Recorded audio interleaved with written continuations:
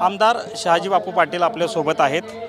बापू, खरं तर शरद पवारांना अजित पवारांनी जो सल्ला दिला होता की 75 वय झालं, मात्र आता जे सुशील कुमार शिंदेंचं 82 वय आहे, पण भाजपची ऑफर सांगितली जाते, काय नेमकं सांगा? शिंदे साहेबांना भारतीय जनता पार्टीची ऑफर दिली होती का नव्हती हे काही निश्चितपणानं मला माहीत नाही, पण मी एवढंच सांगतो की शिंदे साहेबांना ऑफर दिली नसावी, कारण शिंदे साहेबांनी ऑफर स्वीकारली असती बदललेल्या परिस्थितीत, परंतु कदाचित ऑफर दिली नसावी त्यांना।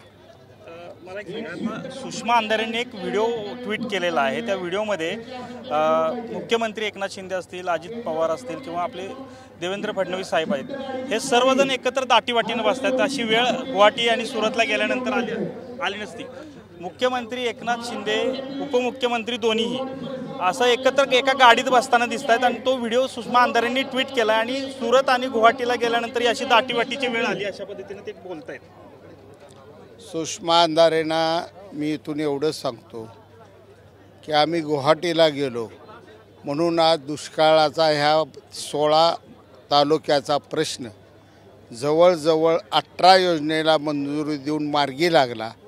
जर आम्ही गुवाहाटीला गेलो नसतो तर यातलं एकही काम मार्गी लागलं नसतं।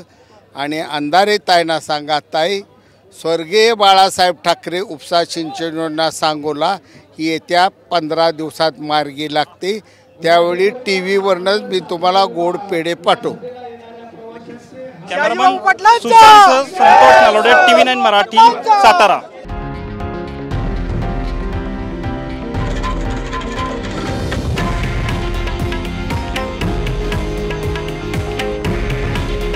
हे आहे देशातील नंबर 1 न्यूज नेटवर्क आणि आपण पाहत आहात TV9 मराठी। काळजी तुमची, हित महाराष्ट्राचं।